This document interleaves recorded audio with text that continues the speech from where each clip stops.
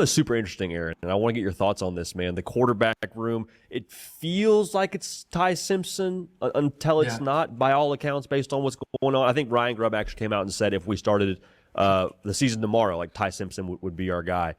I'm not falling for the head fake that Bama's dead after a 9-3 year, Aaron. I don't buy it. I think the roster's too good. I think Kalen DeBoer is too good. I love they got Ryan Grubb in the fold, top 10 defense last year. Like, where are you at right now in Tuscaloosa? I want to know where you heard that line there, because I don't believe you heard that before, JD. And JD, I rock with you now. I like you. Well, I feel like this is some old that you're playing on this. I don't think you heard that, man. You making up a storyline. I haven't heard that Alabama is dead after going 9-3 first year on the. I haven't heard it. Please, if you heard it, if anybody heard it, anybody watching this video, please drop that link in the description. Find me the quote, point me in that direction, because I ain't heard that. I ain't heard it. I feel like you making this up. But if this is true, y'all better stop lying on Alabama, because as much as I don't like Alabama as a Georgia boy, Kalen DeBoer is doing some amazing things with that program in his first year. I believe second year is going to be better. They have a bona fide stud in Keelan Russell coming down the pipe, whether that's this year, mid-season, or next season. Keelan Russell is going to be a guy. He's going to be the guy for Alabama for years to come. And y'all need to stop lying on these boys, man. Stop lying on Alabama, man. We keep it real over here, man. We keep it real. I love Kalen DeBoer still. There's no doubt about it. I'm with you. I still think he's a top tier coach. He's going to get it together. I think the combination of him and Grubb together is an absolutely beautiful thing. The quarterback position is still a question mark. I still thought that Jalen Milro had a lot of really good tools to be an exceptional quarterback. And at times you saw that. The Georgia game, a couple other games throughout the season where like, man, the dude's the best athlete on the field. He can throw the ball 60, 70 yards down the field. Yeah, there's some intermediate throws that are struggling, but you get Kalen DeBoer with him, and he's going to be able to clean up a lot of what I would deem were more fundamental issues. Like for those who follow me on social media and kind of our YouTube channel, you saw me do some of the breakdowns, and a lot of the issues I thought with Jalen a year ago were just purely fundamentals. Where his feet were aligned to where he was trying to throw the football did not match up, which caused a lot of inaccuracies. And like I said, I was hoping that Kalen could kind of fix some of that. It never did. And you kind of saw a Jalen Milroe that, looked like the best player in college football versus Georgia. Then at times last year looked, very average, which was surprising. You go back to Ty Simpson a couple of years ago and the lackluster performance from Alabama as a whole, especially that game versus USF. And you kind of sit like, man, is that going to be the guy? But then you have to kind of remember too, like football players develop, just like I talked about with Georgia previously. Football players and great coaches take players and they hopefully take them to another level. So the goal and hope is, hey, Ty Simpson has matured over the past couple of years. He's continued to develop as a quarterback. Maybe he's a better schematic fit for Grubb and DeBoer and what they're trying to do. We'll see. I still think at the end of the day, big issue with Alabama over the past couple of years is they've not been the same on the outside. Ryan Williams is elite. Ryan Williams is probably the number 2. So, and I'm gonna back it up a little bit after this, but I just don't believe in all the development hype that people like to spew at the D1 level. Like these schools are not really developing these athletes as much as they want you to believe it. They are recruiting very talented players, and it's on those players to get their development where they need to be. Ask any D1 player. They have to do their own training. They get the stuff with the team, with the practices and the indie drills and the 7-on-7s. They get all that, yeah. But if you're not doing the work outside of what you're obligated to do as a team, you are not going to improve. You're not going to make the field. To me, I think what's really more accurate based on what he said to me is scheme fit. I think a lot of times when we find players that have amazing seasons out the blue is just they got into a scheme that actually fit for them. They actually worked for them. So I think that scheme fit definitely is a huge part of player production, maybe not development. And there are coaches that do a lot of development. I believe a lot more development happens at the lower levels of college football where you actually have to develop players into what you need because you're not getting the top 5 star. You're not getting 4 stars. You're not getting 3 stars. You get unknown kids that may have size, that may not. They may have the size, they may not. You have to turn them into what you need them to be. But yeah, I think Kalen DeBoer does a really good job with development. I'm just speaking generally broad terms about college football. College football, D1 football in general. There is not a whole lot of development going on at that level, primarily because super high turnover rate at the coaching level. Now, with the presence of the transfer portal, there's a super high turnover rate with players. So there's really not a lot of development going on, in my humble opinion. But people are doing a very good job of acquiring very, very good talent and putting them in a system that works with their strengths. But I don't really think there's a lot of development going on at the D1 college football level. Personally, I think they're just getting the best players, putting the best players on the field, calling the best plays.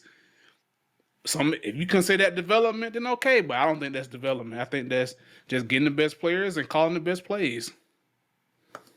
Receiver in America. For example, Jalen Milro has not really developed as a passer at all. Jalen Milro been the same quarterback for like 3 years now.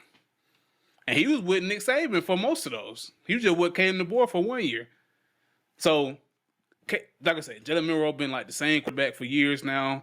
That's just one case. Don't get me wrong.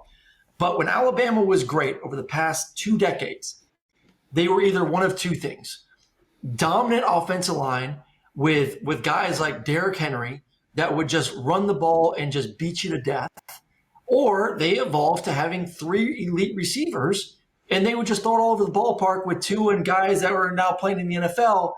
And then all of a sudden, now you got to the point where Alabama offensively is like, well, they're not elite running the football. They're not blowing people off consistently at the offensive line position, and they're not elite or deep at the receiving position on the outside. It's like, what is their identity? See, there you go. There go my point again. Alabama doesn't have a Derrick Henry anymore, so they can't just blow people off the ball. They don't have the same offensive linemen, so they can't just blow people off the ball. Like I said, the best teams recruit the best players and put them in the best situations. So I think it's more recruiting and play calling than it is player development, because especially nowadays, because kids ain't staying long enough to even be developed anyway. They're not. They're just not. You know, literally, they had an identity, and Saban did a good job of transitioning that identity from power to spread you out, throw the football. What are they trying to do at Alabama? Why do you think Nick Saban made those transitions? Because based on the kids he had recruited, he had to shift it. When you got Derrick Henry in the fold, he said, "Hey, I got Derrick Henry. I got a bunch of big offensive linemen that can move and get people out of the way. We're gonna pound this rock." Oh, we got Tua and Jameson Williams and Devontae Smith, and Alabama got a lot of great receivers. So when it just depends on how you want to recruit. It's just how you recruit, what scheme you want to run. Usually you recruit based on the scheme you want to run, especially based on the kids you can get in. So, like I say, it's more so scheme, it's more so play calling, just recruiting the best players to fit that scheme. I don't really think it's a whole lot of development, because Derrick Henry been Derrick Henry since he was in high school. Will Anderson been Will Anderson since he was in high school. Ryan Williams came right out of high school and dominated, so they did not develop Ryan Williams. I don't care. 3 years from now, don't swear up and down that whoever the Alabama head coach is, develop Ryan Williams into this first round draft pick. Ryan Williams came fresh out of high school. He didn't go to spring. He just went to fall camp, and then like 3 weeks later, he was starting and whooping people on the field. There was no development there. Ryan Williams was already the guy. Jalen Milro was already Jalen Milro when he got to Alabama. They probably put some weight on him. Now, I will say they probably developed these boys physically, like putting the weight on, making them faster. Yeah, and that's something like I'm talking about developing them as a football player. All right, like skill, developing the skill. So you want to say developing physically? That's cool. I ain't gonna even argue with you on that. Yeah, these boys go from 6'2", 175 as freshmen to 6'2", 225 by their senior year. That's a physical development. That's true. But we're talking about skill, the skill on the field. Are they developing in that way? That's why you see guys like Jalen Milro doing the same thing he's been doing for years, and he falls to the 3rd round. And I think he's doing some good stuff in Seattle, but so far. But we'll see. have the weapons to do that? Do they have the weapons that DeBoer had at Washington to spread you out with multiple receivers? Or do they get back to trying to run the football a little bit more? So I think to me, that's an interesting thing. I think they're trying to figure that out still. And a lot has to depend on how good Ty Simpson's going to be.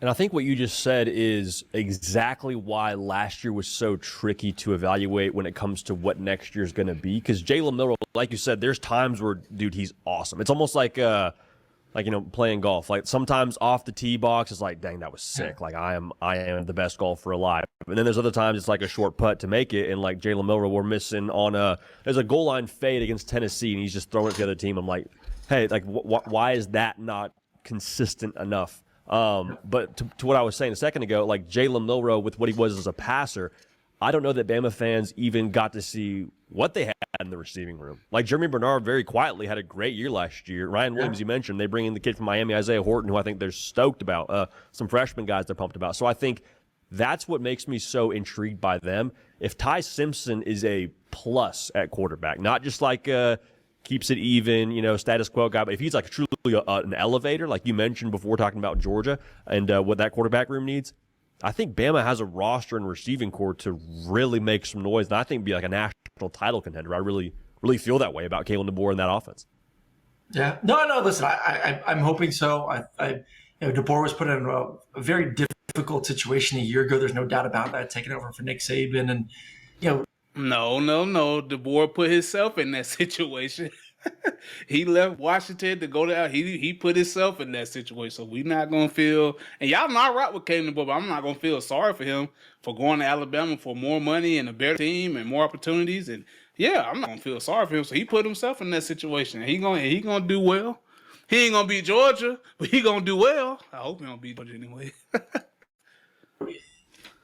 I still believe that he is a good enough coach to get that roster, which is elite, to being competitive. But like, listen, they're kind of borderline, and there's a lot of teams in the SEC right now that are pretty dang good. So we'll see. It's unfortunately for them, the new rules aren't there yet. Where if you do go 9-3, there's still a possibility that you can make it into the playoffs. And maybe next year they could, but I still don't know if I see a roster or enough elite playmakers on offense to still have the feeling of this is a team that's just going to dominate everyone. And I'll be honest with you, like, I don't know about any roster right now in America that I feel that way about. Like I said, Ohio State has a bunch of positions that they need to continue to fill from a year ago, getting 15 guys drafted to the NFL. Texas, we'll talk about Arch and him at the quarterback position. They have a bunch of positions they need to fill. Georgia, we talked about, have a bunch of positions. Like, this isn't the great thing with where we are in college football nowadays. It's hard to build that dynasty, that team that year in and year out can just stockpile talent. Who the roster is going to look like. They're just going to reload and go out there and just win a bunch of football games. And not just win them, but win them by like 20, 30, 40 points. Like, just absolutely No. Yes, you can. You can still build up dynasties. However, you ain't gonna be able to pay them kids a $5,000 and a McDonald's gift card to get them to stay with your school. Now you got to pay these boys. So you can still do that. Now you got to actually pay them their worth. So if you got a young, talented quarterback that going to be the guy in a year or two after your junior, senior quarterback graduate, you better go ahead and pay him. Pay the man. But the second point, it's going to be very hard to predict future success at the college level, primarily because of transfer portal and the parity at the college football level is evened out. Especially, this is a complete reset. Ohio State was able to hold on to a lot of guys that should have been drafted the year before, and they won a national championship with those guys. I don't think any other team has a bunch of players that held back that could have got drafted first, second, third, fourth, fifth round, and they stayed back a year, and now they just super loaded across the board. They super experienced across the board. To this year is a complete reset. So we don't really know what's going to happen. I love it. I absolutely love the current state of college football because we don't know who's going to be the best. We don't know who's going to do what. With all the player movement and coaching movement, it's a woo. I don't know what I just said just then, but it's going to be interesting to say the least. So y'all let me know what you think about this in the comments.